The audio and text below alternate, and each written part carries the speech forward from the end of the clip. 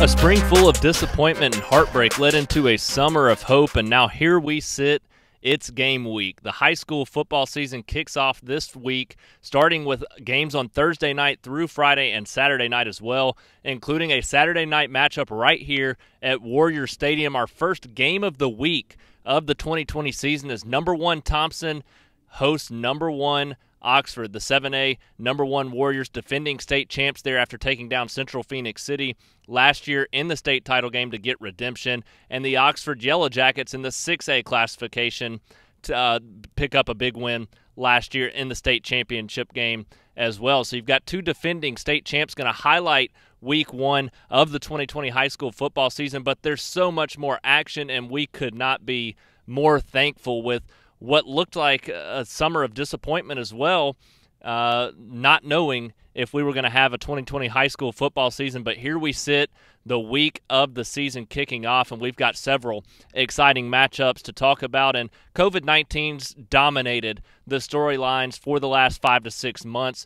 We're not going to beat a dead horse with that. We're going to talk some high school football. I know that's why everybody's here. I know that's what we're all excited about as the 2020 season gears up to get kicked off. And we're going to be at 2 locations this week. We start the Shelby County football show here at Thompson High School. I'm Alec Etheridge, the managing editor here at the Shelby County Reporter, the host of the Shelby County Football Show, which is something we bring to you each week, previewing each week's action as well as looking back at the previous week's games. And we're going to continue to do that throughout the 2020 football season this season as well. And it's an exciting time to be talking high school football. And, you know, we're going to start right here at Warrior Stadium, but we're also going to be finishing this show at Herbmont Stadium over at Oak Mountain, the home to the Oak Mountain Eagles, as they gear up for a big game Friday night against rival Chelsea. So we've got 2 games. We're going to do Facebook Live videos this Friday night from Herbmont Stadium for that big 280 area rivalry. And we're also going to be right here Saturday night for our game of the week between Thompson and Oxford, our only Saturday game this week, but clearly one we don't want to miss out on covering, and one that I'm extremely excited to see with 2 of the best head coaches going head-to-head in the state, and plenty of other exciting matchups here week 1 as well. The Vincent Yellow Jackets will kick it all off on Thursday night as they travel down to Winterboro to kick off the 2020 season. We're going to talk about all the games, including that Vincent one, including the other ones that we have taking place Friday night, and of course our game of the week right here at Thompson High School. And that's the one we're going to start with as we look forward to that big matchup between the defending state champs. The last time these 2 teams met on the football field, 1982, and that game was for a state championship. And oddly enough, both are now coming off of a state championship, meeting each other for the first time since that 82 season. And in that state championship game, the Warriors were able to pull off a 14-11 victory to claim the title back then. Now you've got an Oxford team coming in this season off of the 6A title and a Thompson team coming in off of a 7A title. So both back playing each other again for the first time in 38 years and fresh off of state championships. And so entering the season as preseason number 1s in their respective classifications, it's something you're not going to want to miss. You look at what the Warriors did last year, finished 12-1 in Class 7A, taking down some of the best teams in the state. And then looking at Oxford as well, they finished last year 14-1, going through one of the most difficult 6A regions in the state, including favorites to win state championships in Clay Chalkville, Pinson Valley, other teams as well. So they went through that gauntlet and came out on top as the 6A state champs. And now you've got these 2 head coaches, Mark Freeman and Keith Etheridge, going into this football game as 2 of the best in the state. You look at what each has done, winning several state championships at many different levels of high school football. Etheridge has had success both at Leeds High School, where he won several state championships, and now at Oxford in year 1 claims a state championship at the 6A level of competition. Obviously, no secret what Mark Freeman has done here at Thompson High School, the success that he's brought. He's won big at other places as well. 2 state championships at Spanish Fort, won several state championships in the AISA at Bessemer Academy, and now last year brings Thompson their first state championship since '82 and their second in school history. And really remarkable what he's been able to do to turn this football program around. The year before he got here, 0-10. That was their record. Back-to-back 5-5 seasons the 2 years after that when he first got here in his first 2 seasons. And then since then, a combined 35-4 the last 3 years with 3 straight trips to the semifinals, 2 straight trips to the state championship game, and obviously last year winning that state title. And this year, a scary team returns, favorites again to win the Class 7A state championship. Oxford, a scary amount of talent returns there as well, as they are favorites to claim the 6A state championship this year. So you're going to have 2 of the best coaches and 2 of the best teams in the state squaring off against each other in this first game of the 2020 season here at Warrior Stadium on Saturday night. And if you look at the matchups that you have on paper, the big question mark for Thompson, second year in a row they're having to replace the best quarterback in the 7A classification with the departure of Sawyer Pate. He was a 3,000-plus yard passer, 40-plus touchdowns last year at the quarterback position. 2 years ago, Pate stepped in to replace Talia Tungavaloa, who had 2 successful years here at Thompson with 3,000-plus passing yards each of those years. But Pate stepped in and threw for more touchdowns last season. So although they're going to have to replace the quarterback position again, one of the best players in the state there last year, you look at what Freeman's been able to do with the quarterbacks here at Thompson and in his past, and he's had success. Connor Harrell's expected to be the starter. Cade Golden could also get some good looks this year as more of a pocket passer, a guy that can make some plays with his arm. But beyond that, just about everything returns for this Thompson football team. They've got 2 of their top 3 targets back at receiver, and Trey Roberson and J.B. Mitchell, guys that really helped this team succeed in the playoffs last year. They do lose Mike Petway there at receiver, who was back-to-back seasons with 1,000-plus yards, but those 2 will really step up, play opposite of each other, and make big plays in the receiving game. And then you look at running back, and you've got Jarrett Crockett back, the backup last year, but had more than 700 yards, and you also have Brandon Franklin, a guy that this coaching staff's really high on and was high on last year. Now he's a junior, a big-bodied back that can really run between the tackles and will make some people pay with his running ability. And with all that, you've also got an experienced offensive line returning this season as well. So the offense is going to be talented, but you look at the defensive side of the football, that's where Thompson's going to win its football games this year. Thompson's got Division I players at every level of the defense. Looking up front on the defensive line, you've got Peter Woods. He'll be a sophomore this year, and last year as a freshman had 15 tackles for loss and 7 sacks. That's unbelievable for a freshman to put up those numbers on the defensive line, showing his size and ability at a young age. And then you extend beyond that to the linebacker position. They've got 4 experienced guys back, 2 of the best in the state and 1 of the best in the country. Jeremiah Alexander, a top 10 player there at the linebacker position. He's going to bring loads of experience there, both in coverage, getting after the quarterback, and making tackles in space. And joining him, Jax Van Zant, a guy that was going to start as a freshman, got injured, and then came in last year and had a remarkable sophomore season. He'll be back, as will Amari Bolden and Nate Riddle. And then you slide back to the secondary, and it just continues. You've got Tony Mitchell back, a guy that has several Division I offers to SEC programs and beyond. And he's going to be a guy that can play in coverage, make tackles in space. He's a very physical a guy and has great size there at the defensive back position. You also return Gavin Shipman, who was your second leading interception getter last year. He had 5 interceptions there in the secondary, as well as a couple of other guys.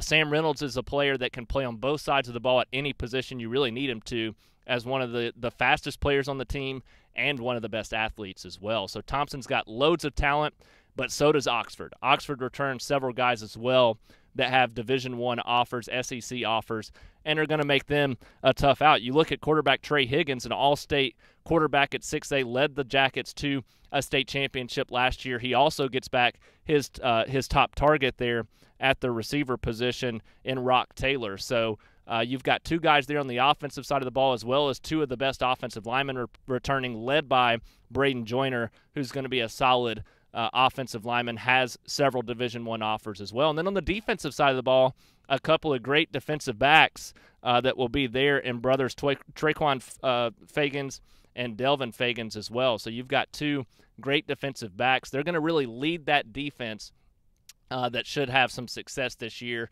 And that's what helps both of these teams. They're so talented across the board on both sides of the ball, which sets you up for an exciting way to open the 2020 high school football season. I think Thompson's got a little bit more. They're a 7A program. They've got so much at every position this year. If Connor Harrell comes out, gets comfortable early in this matchup, the Warriors should go on to win it. But that said, this is going to be a tight battle between two of the state's top teams, and we're going to be here to bring it to you all. I'm excited to cover this one. I know you as the fans are excited to follow along with the coverage. If you're able to be one of the lucky ones that's here with the new protocols of 50% capacity, you better enjoy every second of it, because there's a lot of people that are going to wish they were able to be in the stadium for this one on Saturday night. We're going to be bringing it to you. We'll be here Facebook Live for the pregame show. We'll have live tweets throughout on Twitter, so make sure you're following along for all that coverage, and of course,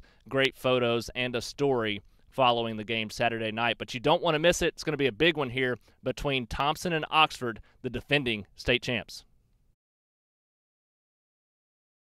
We've changed up our venue for the rest of the show. We're now out here at Herdmont Park, home to the Oak Mountain Eagles here at Herdmont Stadium, and they're going to get set for a big rivalry matchup to open the season with another 280 area rivalry and county foe in the Chelsea Hornets, and that's going to be one of the games that we talk about the rest of the show. We've also got 7 others to break down as we stay here at Herdmont to look at the rest of the games coming up during this first week of action. And we're going to start with that game between the Eagles and the Hornets, and a great classic rivalry that's really started the season off the last few years for both of these teams. And if you look at what Oak Mountain's been able to do in this rivalry, 7-1 all time versus Chelsea, and have had great success the last few years in this rivalry as well. You look at what's going to happen between these two teams entering this game, and you've got teams that really are on different ends of the spectrum coming into the year. Oak Mountain, they return loads of experience coming into this season.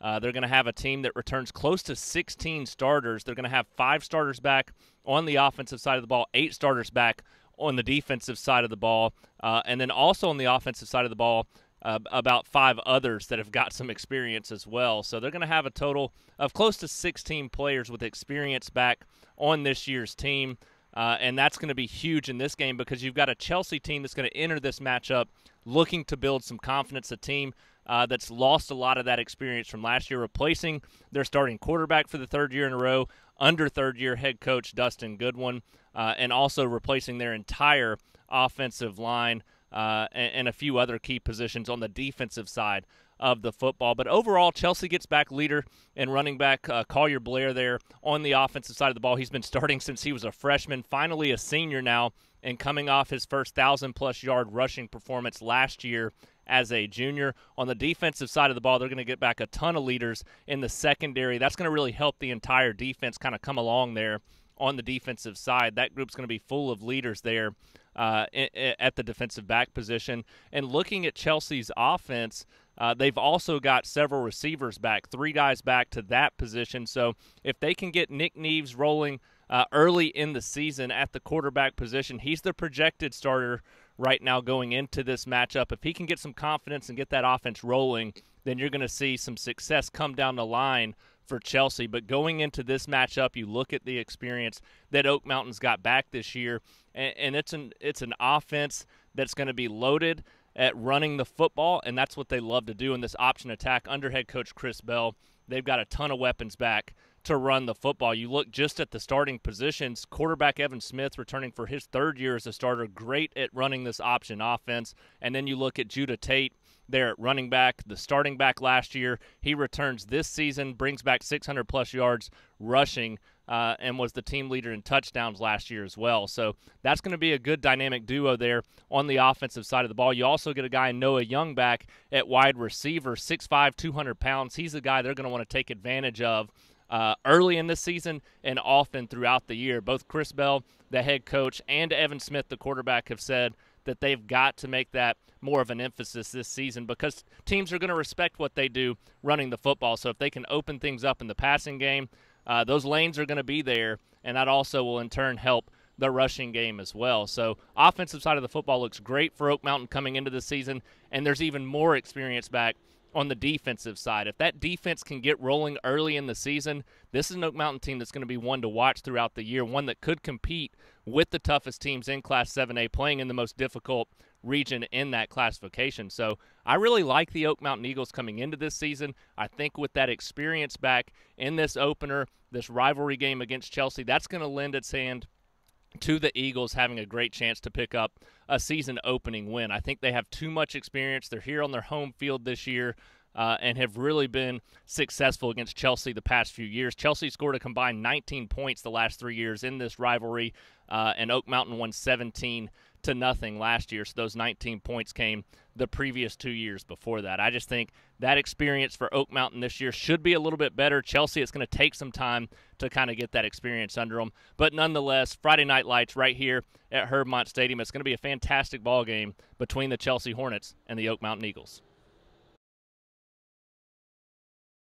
It's going to be a long trip north for the Spain Park Jaguars to open up the 2020 season. They're going to be traveling up to Huntsville to take on Huntsville in an opener that really is big for Spain Park. This is a team that started out slow out of the gates the last few years. They're going to have to come out and show an emphasis and really try to make a statement in this opener against Huntsville. And the last few years, those first few games have really been what's kept them out of the playoffs. They struggle in out-of-region action early in the season, then lose that first game or two in region play. So building up that confidence early this year is going to be key, and I think they can do that. This is an offense that's going to turn into one of the best offenses in the state. You look back, look at what they have back at the receiver position in Jalen Ward and Cooper Kelly, two of the best returning receivers in the state this year. Jalen Ward's got several Division I offers, still just a junior coming off a 500-plus yard receiving performance last year. Cooper Kelly, actually the team's leading receiver last year, kind of under the radar, is a guy that could go for 1,000-plus yards this year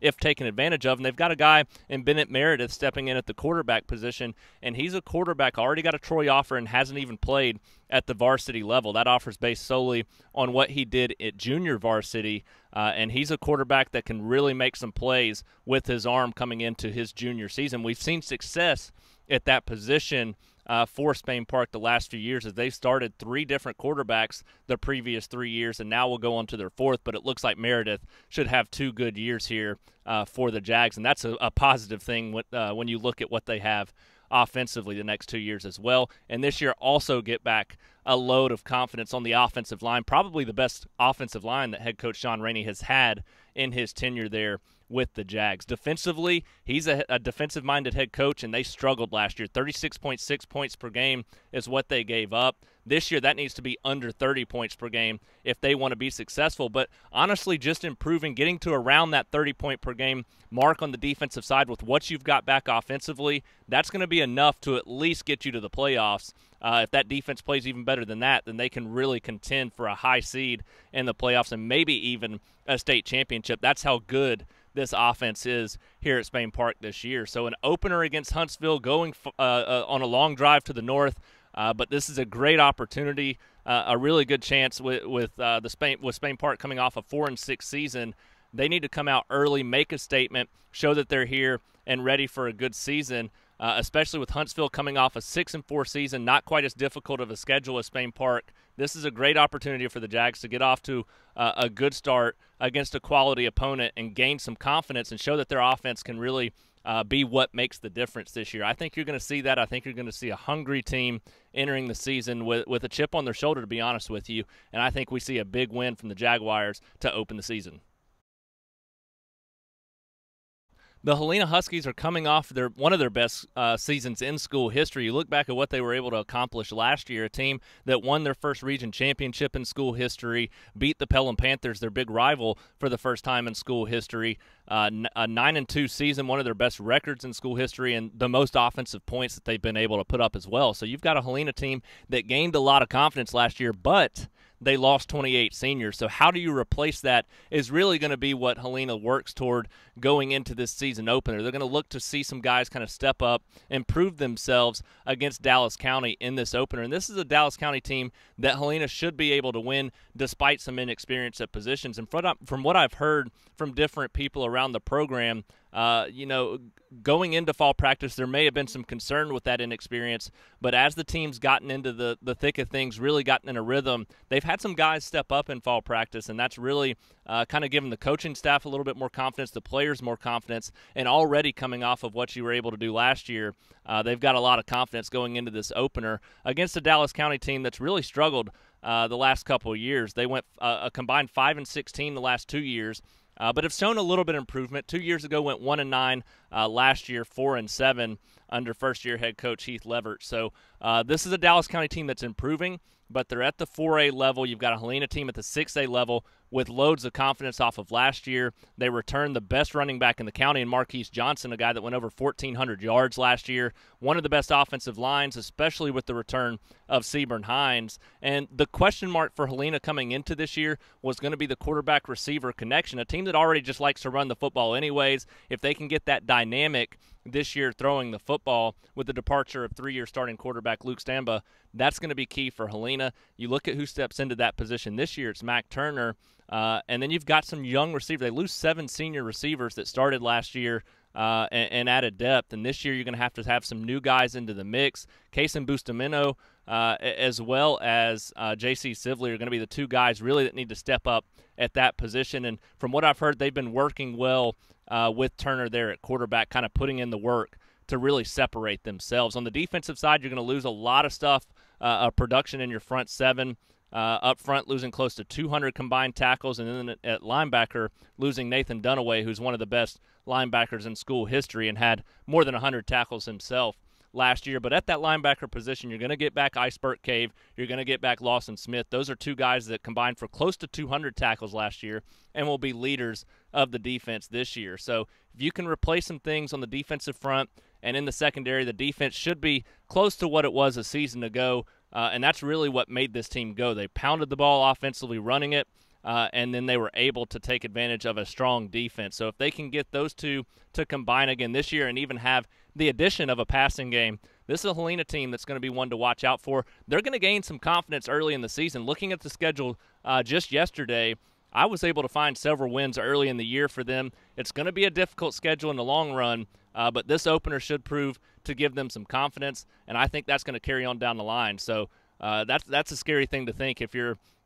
rooting for the Helena Huskies and how dangerous they can be this season because of the talent that they do have back. But once those guys gain some of that experience early in the season, that's what could bode well down the line. But I look for a big win for Helena to open the season this Friday night against Dallas County. I think one of the more compelling games that not many people are actually talking about going into this first Friday night, that's going to be Pelham traveling up to Mortimer Jordan. This is going to be a solid matchup. You've got a Mortimer Jordan team coming off an 11-3 season, a trip to the Class 5A semifinals, and you've got a Pelham team that struggled early last year with a lot of youth on their team, starting out of the gate 0-6, but then they come back and win 3 of their last 4, including 3 in a row, to finish the season out 3-1 in that span, and they closed the season with a 3-7 record after a 0-6 start. So that's a drastic improvement, and it's because that youthful team was able to become experienced throughout the year. And when you think about going into this year, they get that confidence of what it's like to win late last year and return just about every single player on the team as well, because most of those guys last year were starting as freshmen, sophomores, and juniors, and most of them were freshmen and sophomores. So now you've got a bunch of sophomores and juniors in the starting rotation, and then you look at what that's going to mean moving forward next year as well. This is a dangerous Pelham team in the next year or two, and I think that's going to start in this game against Mortimer Jordan. It's going to be a tough matchup. The Blue Devils obviously coming off that semifinal berth last year, but that classification difference can be key, and when you have an experienced team with depth at the 6A level, that's what can cause 5A teams trouble. I do think this is going to be a very closely contested game. I think it's going to be one of the better games this season to kick off the season, but you look at what Pelham has back. The only question mark really is going to come at the quarterback position. Younger brother Will Langford stepping in this year for his older brother Xavier Langford, who was the starter last year and is now graduated. but Will brings everything to the table that you want in a quarterback. Very athletic, a lot of potential with a great arm. If he can get his accuracy down and can work some things into the passing game, he's got all the weapons around him to really help make this Pelham offense one of the best in the state. I think that's the only missing piece with some question marks on that side of the ball. You look at running back, Dylan Peterson is back after an injury last year. He's a guy that has potential to go over 1,000 yards and 10-plus touchdowns. And then joining him will be Gabe Gamble, a player who last year went over 1,000 yards after coming in and replacing Peterson when he went down with his injury. So you've got two running backs that can easily top 1,000 yards this season, and you've got a solid unit at receiver as well. Walker Lyles is back, several other guys there at receiver, the majority of the offensive line as well. So you've got a lot of athletes there on the offensive side of the ball that can make some plays. And defensively, most players are back on that side of the ball as well. This is a dangerous Pelham team that once they continue to get even more experience, it's going to be one that could compete for a championship this year. And that's really their thought. That's their thought process. Going into the season, you've got a head coach in Tom Causey who's been there. He's won it with Demopolis, and now he's at Pelham. And, you know, things have been a little shaky up and down at times there for the Panthers the last several years, but they believe that they can compete for championships. And this is a team that's slowly gaining that experience, and this year is going to be one that's loaded with returning players. So this could be a sneaky good Pelham team that not many people are talking about entering the season, but they will be talking about later on in the season as we get down to the wire and looking at those playoff berths. This is a great game to test them to open the season against a team that went to the semifinals in 5A last year. It's going to be a tight one, but you got to like the experience that Pelham has back, and regardless, it's going to be a lot of fun to watch these two go head-to-head in what should be a fun, closely contested battle to kick off the season there at Mortimer, Jordan. One of the games I'm most looking forward to kick off the season, that's going to be Briarwood traveling up to Fort Payne this Friday night. And this is a recent addition to the schedule for both of these teams. Openers were canceled to start the season, so they added this one just about a week and a half ago. And now you've got a Briarwood team taking on a former rival in Fort Payne head coach Chris Elmore. Elmore used to be the head coach at Chelsea, moved back home to Fort Payne, and has been leading that program the last couple of years. So now he gets to face his old rival in the Briarwood Lions and a good coaching friend in Matthew Forrester. So you've got those two rival head coaches, good friends, that are going to want to one-up each other. So it should create for a fascinating environment. I hate that it's so far away being played up at Fort Payne, but it's going to be a lot of fun to see these two teams take the field against one another. And this is a great test to open the season for Briarwood, a team moving back in to the 6A classification after spending the last few years back in 5A. So their last jump up to 6A, it didn't go great. It was 9-14 overall. Combined between their 2-year stint there in 2014 and 2015, went back down to 5A and have had consistent success the last several years, including last year under Forrester in his first season as head coach. It was incredible to see the Lions go to the semifinals of the 5A playoffs, finish the season 12-2 under Forrester in his first season there, leading the Lions. So this year they have that confidence. They know they can win football games. They lost 16-14 in the semifinals to prevent them from getting to the state championship. So you know this is a team that's going to have a chip on their shoulder, hoping to get back to a similar situation and redeem some of that heartbreak that they experienced last year. And they've got the talent to do it. The jump up to 6A is going to be the big question mark, and that's why a game like this and a game next week against 7A Spain Park is going to be key. You want to stay healthy going into region play, but you need these players to experience what it's going to be like to compete at such a high level, taking on some teams that have more depth than Briarwood has had to use in the past. And now I think Briarwood does have the depth. They just normally at the 5A level aren't having to play that too deep rotation as much. This year, that's going to be key. But across the starting board, you get returning quarterback Christopher Vizina. That's been the question mark the last several years, is the quarterback position. He returns this year as a sophomore, getting a lot of attention as a recruit. You get a running back returning in Luke Rebels, who went 800-plus yards on the ground, 200-plus yards receiving in a backup running back role last year. He's the starter this year, and you get a solid, experienced offensive line. Every year, Briarwood rotates in their offensive line with upperclassmen. They're going to do the same thing this year. They've got a couple of guys back with experience as well. And then defensively, you get some of the best defenders in the state back Looking at Tyler Waugh, he was an all-state linebacker last year with more than 100 tackles. In the secondary, Alistair Harris, one of the best defensive backs returning this year, and he's still just a junior this season. And then you also look at other linebackers like Parker Hudson as well as Luke Hand. That linebacker unit and the secondary is going to be loaded.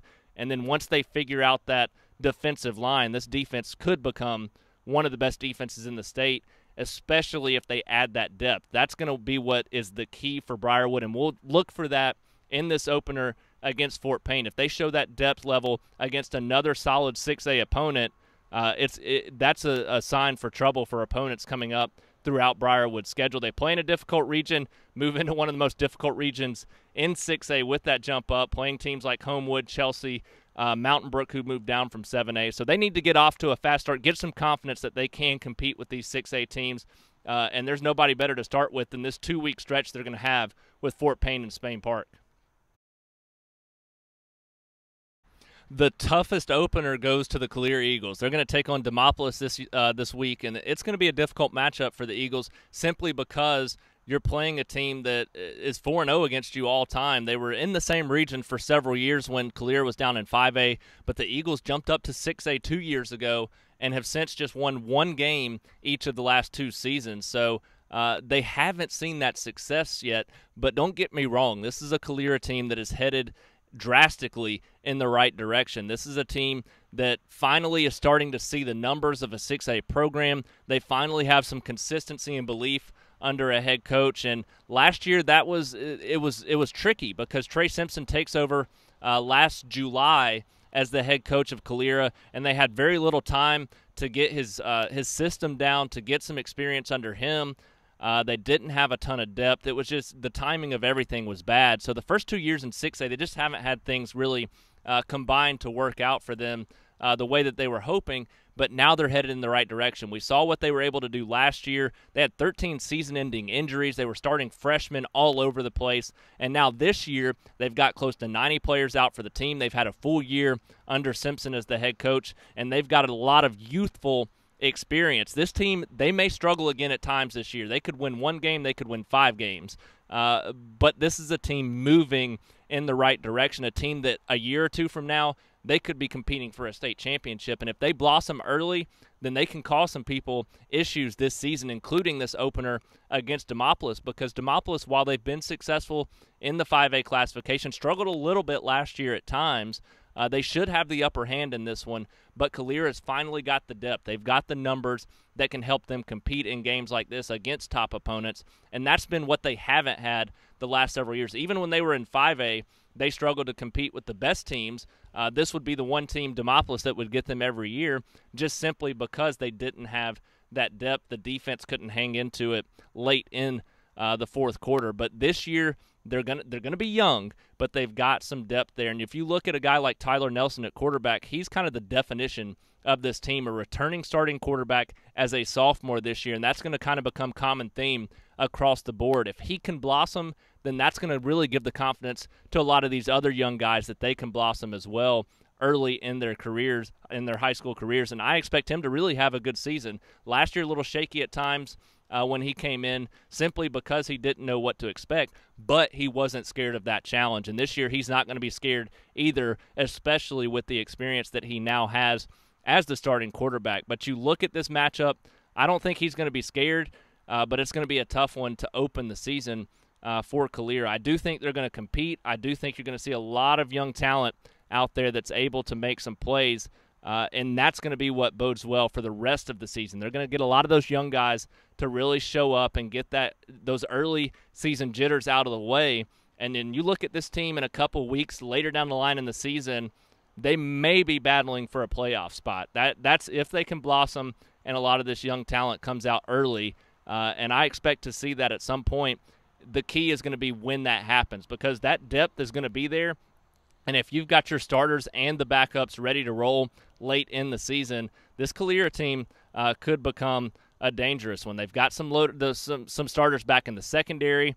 They've got a 4-year starter on the defensive line, and they've got athletes all over the place. It's one of the fastest growing cities in Shelby County Calera is, and you're starting to see that now with the athletes that are starting to come out for the football team. So it's a dangerous team that does have those athletes and could make some noise throughout this year simply because of the talent they have and the experience that they're going to gain. So we'll see what the Calera Eagles are able to do to open the season against Demopolis, but a team to keep your eye on throughout the 2020 football season.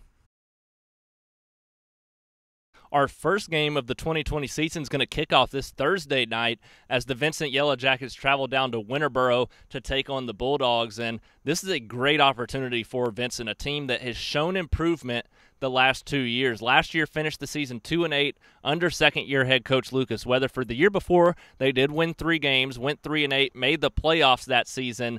But last year were in a total of 5 games. The year before, they were only in those 3 games that they won. Last year had a much better chance to win 5 total. Couldn't close out a few of those, but could have easily been a 5-win season. And now you look at what they've been able to do, improving both offensively and defensively. Last year they gave up about 6 points per game less on the defensive side than they did in Weatherford's first year, and scored about 4 to 5 more points per game than they did in year 1. So you see that improvement, and this year they get a lot of their star talent back. They're not going to be deep. They're playing at the 2A level. They're not going to have a ton of depth. Most guys are going to be playing both ways, but when you have a returning starting quarterback in Will Harris, you've got your best athlete back in Tay McGregor, a guy that had more than 1,000 yards all-purpose last year, including 800 on the ground.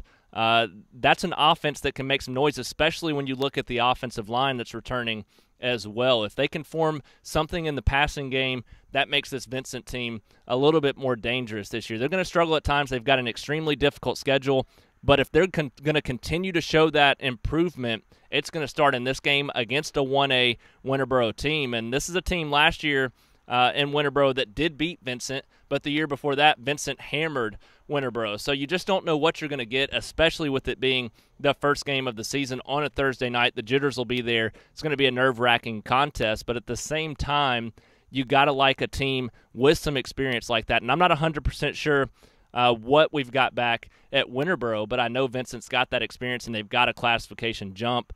So every position should have somebody that Vincent can lean on, and you got to like that confidence when you're talking about a season-opening matchup. I think Vincent's going to pull this one out, start the season 1-0, gain some confidence moving forward, and this could be a team that's battling for the playoff spot, for a playoff spot late in the season once again at the end of the 2020 football season.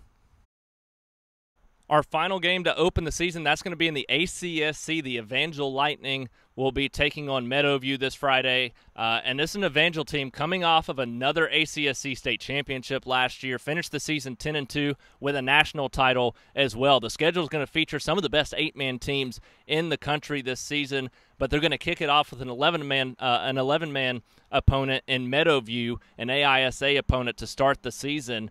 And this is a game that Evangel shouldn't have any issues with. We got a Meadowview team that last year finished the season 0-10, and they scored points in just 4 of those 10 games, including just 6 against Evangel in a game that was really dominated by the Lightning. Now, what you're going to be looking for as an Evangel coach, player, fan is going to be replacing some of the experience, obviously losing starting quarterback Tyler Henderson, who started playing football since his freshman year at Kingwood and then played the last 3 years there at Evangel. So that's going to be a huge hit at quarterback, but Eli Whitfield's going to allow them to do some different things this year with running the football and throwing the football. They also return Jet Lodge, who's a top playmaker there, had more than 1,000 receiving yards last year. Going to lose Noah Shears at running back, going to lose Will Farrell, one of the best athletes on the team. But overall, this Evangel team enters the season as a favorite once again to claim the ACSC state championship as well as another national title. And you'll see that